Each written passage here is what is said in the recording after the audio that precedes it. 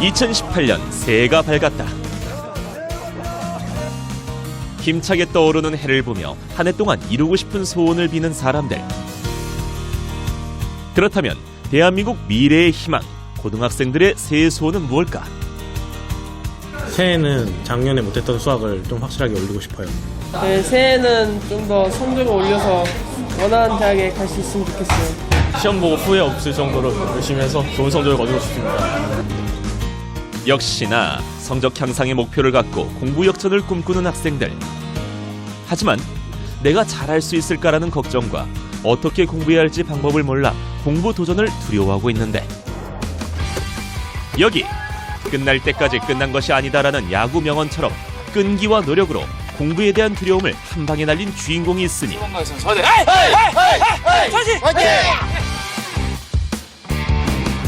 전 과목 성적 하위권에서 서울대 합격이라는 신화를 이뤄낸 공부하는 야구 선수 이정호군. 운동선수는 공부를 못할 거라는 편견을 깨고 노력하면 된다라는 희망을 보여준 정호군의 공부 비결을 공개한다.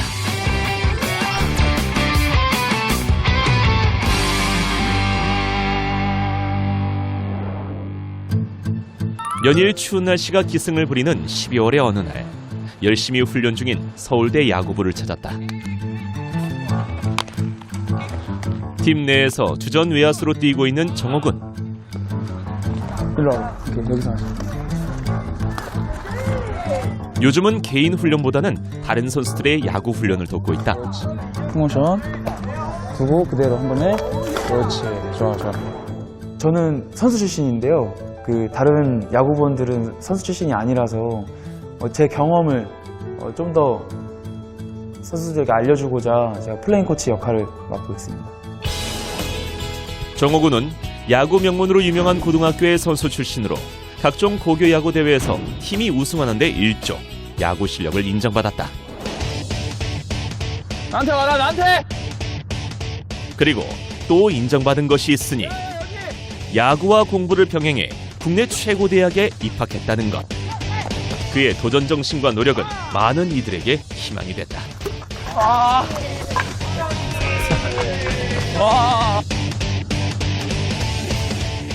대학 입학 후 이제 야구는 취미로 하는 것 아니냐 하지만 절대 그렇지 않다. 미래의 야구 행정가를 꿈꾸는 그에게 야구는 인생의 동반자이자 공부를 열심히 하게 하는 강력한 동기부여다. 제가 야구를 시작할 때 아버지께서는 흔쾌히 허락을 해주셨거든요. 근데 어머니는 공부를 해야 야구를 시켜주겠다라는 조건부 승낙을 해주셨습니다. 그때는 그거 무시하고 그냥 야구하는 데만 집중했는데 바로 성적이 떨어졌거든요. 중학교 시절 야구를 하고 싶어서 공부도 열심히 하겠다고 약속한 정호군. 하지만 야구 실력이 늘수록 성적은 떨어졌다. 아니나 다를까 성적을 확인한 어머니는 약속한 대로 유니폼을 버리고 야구를 하지 못하게 했는데, 좋아하는 야구를 포기할 수 없었던 정호군은 좌절하지 않고 다시 공부를 시작. 야구도 공부도 좋은 성적으로 중학교를 졸업했다. 운동을 했던 걸 반대한 게 아니라 정호가 어렸을 때 신생아 중환자실에서 조금 오래 있었어요. 그래서 몸도 많이 안 좋았고, 그리고 정호가 커오면서 병원에 입원을 굉장히 많이 했었거든요. 이유 없는 고열 때문에 병원 가면 원인을 못 찾는 거예요. 그리고 한 번은 원인을 찾았는데 그게 골수에 염증이 생겼다고 그러시더라고요. 그래서 병원에 꽤 오래 있었거든요. 그런 게 너무 겁났었어요. 아이가 운동을 하면 지칠 거고 힘들 거고, 그러면 또 언제 도질지 모르는 그런 거였기 때문에 정호한테 공부하라고 그런 핑계로 그냥 운동을 좀 그만하고 공부를 좀 하게 한 것 같아요.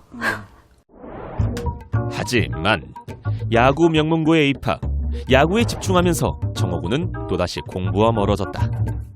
이미 떨어질 대로 떨어진 성적, 야구에만 집중하겠다는 결심까지 했었는데, 그랬던 그가 누가 시켜서가 아닌 스스로 다시 공부를 하겠다고 마음먹은 이유는 뭘까? 부상을 당한 적이 있었거든요. 그때 느낌이 확 오더라고요. 내가 좋아하는 야구를 진짜 끝까지 못할 수도 있겠구나. 뭔가 다른 그러니까 공부를 준비를 해야겠구나. 뭐 그런 생각에 그래서 공부를 하려고 했었던 것 같습니다.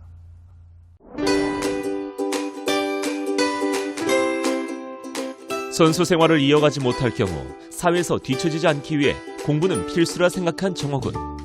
야구와 공부, 두 마리 토끼를 잡기 위한 도전이 시작된다. 그리고 남들보다 몇 배의 노력을 쏟은 결과 수학 내신 성적 6등급에서 2등급으로 꾸준한 성적 향상을 이뤄낸다. 이런 과정을 통해 하면 된다라는 값진 경험을 얻은 정호군은 자신과 같은 고민을 하는 후배들에게 많은 도움을 주고 싶다. 그렇게 야구가 아닌 공부 멘토링을 진행하기 위해 찾은 모교. 정호군이 누군가를 보자마자 반갑게 달려가는데 근데 안녕하십니까? 좋았구나. 어서 와. 살았다. 네. 지금의 정호군이 있기까지 많은 도움을 준 감독님. 팀 훈련에 방해가 되지 않은 선에서 정호군이 공부를 할 수 있도록 환경을 만들어주고 힘이 돼준 분이다.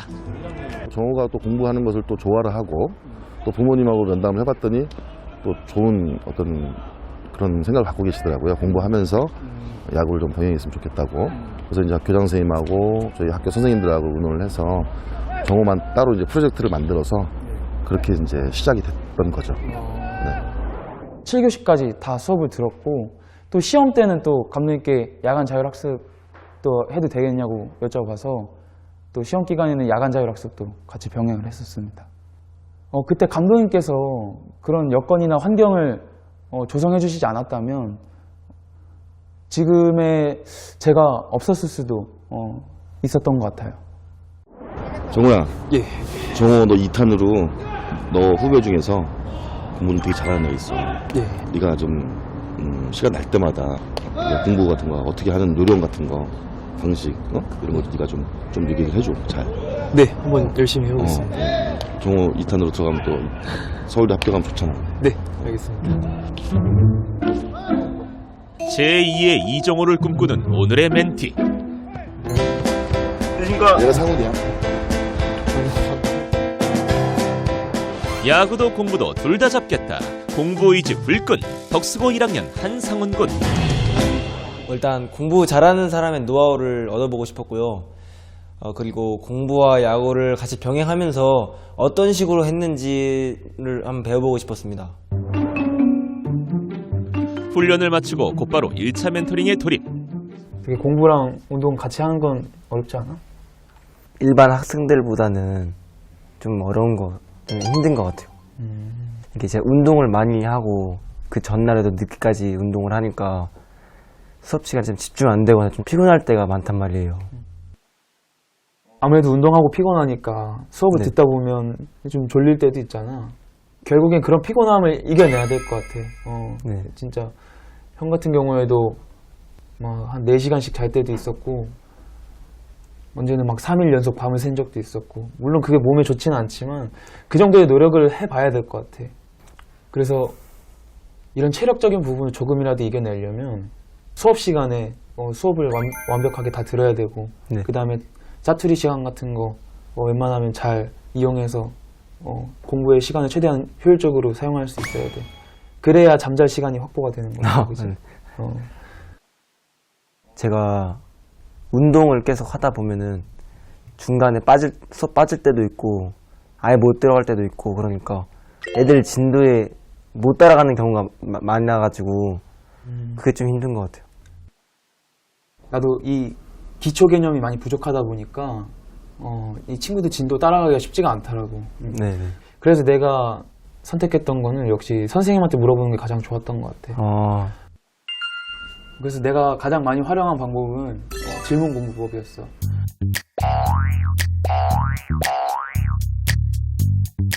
수업 시간에 계속 내가 손을 들고 발표를 하는 거야. 선생님 이게 뭐예요? 이거 선생님 이해가 안 가요? 이거 어떻게 풀어요?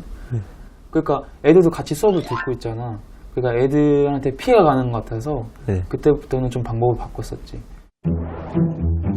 기초 개념이 부족하다 생각한 정호군은 가장 먼저 수업을 충실하게 들었다.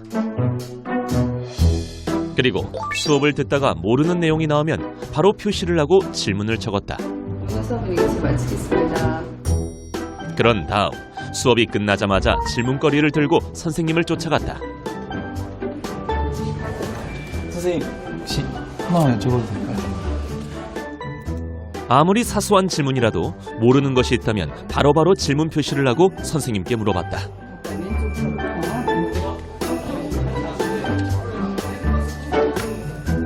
그리고 설명을 듣고 난 후엔 반드시 바로 내용을 정리하고 익혀 자신의 것으로 만들었다.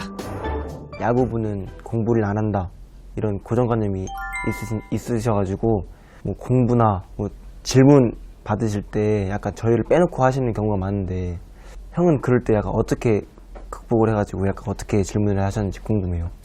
나도 그랬던 적이 있는 것 같아. 선생님들이 이 운동부라는 편견 때문에 네. 우리를 많이 신경을 안 썼단 말이야, 그지?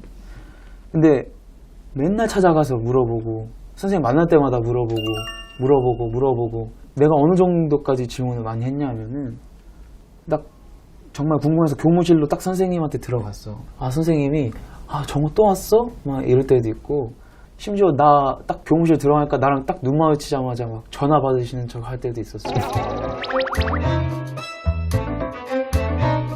그렇게 선생님과 계속 보내는 시간이 많아지다 보니까 선생님들도 이 내가 얼마나 열정을 가지고 있는지 알게 되신 거야. 그래서 선생님들은 더 열심히 가르쳐 주시고 나도 선생님들과 친해질 만큼 더 편하게 더 많이 물어볼 수 있고 더 열심히 하고 싶은 마음이 생기고. 네. 제가 직접 선생님 찾아가서 이게 물어보고 이런 게 좀 부끄럽거든요. 근데 이런 거를 따로 인강이나 뭐 친구들한테 물어볼 수도 있는데 왜 형은 꼭 선생님한테 여쭤봤는지 좀 궁금해요. 물론 인강을 듣는 것도 좋은 공부법이야. 하지만 우리처럼 공부와 운동을 같이 병행하는 입장에서 네. 이런 인강을 듣는 것 자체가 굉장히 시간에 대한 부담이 많이 들지. 근데 더 중요한 건 인강을 듣다 보면 궁금한 게 생겨도 바로 물어볼 수가 없어. 그냥 모르는 채로 진행을 해야 된단 말이야. 하지만 선생님께 여쭤볼 때는 그 여쭤본 거에서 또 다른 질문이 나올 수도 있잖아. 네네. 그러면 그 자리에서 바로 또 물어보는 거야. 아 선생님 그럼 이 부분은 어떻게 풀어야 되죠? 선생님 이 부분은 또 개념이 어떻게 되는 거죠? 바로 즉각적으로 물어볼 수 있기 때문에 네. 나는 선생님한테 물어보는 게 가장 좋았다고 생각을 해. 그렇게 여러 분 찾아가서 이렇게 여쭤보다 보니까 어떤 선생님은 어떤 부분을 더 잘 설명해 주시고 네. 어떤 선생님은 어떤 부분을 더 잘 설명해 주시고 이런 게 좀 보이더라고. 그래서 나는 이 질문한 선생님들을 각각 따로 찾아갔어. 일단 크게 두 가지로 보면 개념과 문제풀이 이 두 가지로 나눠볼 수 있거든. 개념에서는 기초 개념, 공식 같은 거 있지. 이런 걸 잘 설명해 주시는 선생님이 있고 그 공식에 대하여 그 증명이나 혹은 추론 더 이해가 잘 될 수 있게끔 설명해 주시는 선생님도 계셔. 그 다음에 문제풀이 같은 경우에는 수능에 맞는 그런 풀이법을 설명해 주시는 선생님도 계시고 그 다음에 내신 문제에 대한 그런 설명을 잘 해주시는 선생님도 계시고 그 다음에 심화 문제 있잖아. 네. 심화 문제 같은 경우에는 굉장히 기초 개념뿐만이 아니라 문제풀이법까지 되게 다양하게 아우를 수 있어야 돼. 네. 그러한 부분들을 하나하나 잘 쉽게 설명해 주시는 선생님들이 계시거든. 네. 이렇게 자기가 파트를 딱딱딱 정해서 이렇게 선생님들을 찾아가는 전략을 잘 짜는 게 좋을 것 같다. 기초가 약한 학생들은 질문이 여러 개가 생길 수 있거든요. 그래서 뭐 개념에 관한 거, 표기에 관한 거, 어떤 특정한 단원의 어떤 기호에 관한 거, 막 이런 것들이 모를 수 있는데 매번 질문을 하는 것도 좀 미안한 일이기도 하고 이게 정말 질문할 거리가 되는 것인가 망설여지기도 하니까 한 번 더 리스트를 작성을 해서 책을 보면서 한번 찾아보면 분명히 몇 개는 걸러질 거예요. 그러니까 그 걸러진 것들을 빼고 질문을 한다든가 그리고 내가 이렇게 생각했는데 이건 맞느냐 이렇게 확인 작업을 하는 것도 좋겠죠. 그런 식으로 공부를 한다면 스스로 공부할 수 있는 능력이 쌓이거든요. 그래서 질문의 양이 점점 줄어들기도 하고 점점 핵심을 찌르는 질문을 하게 되죠.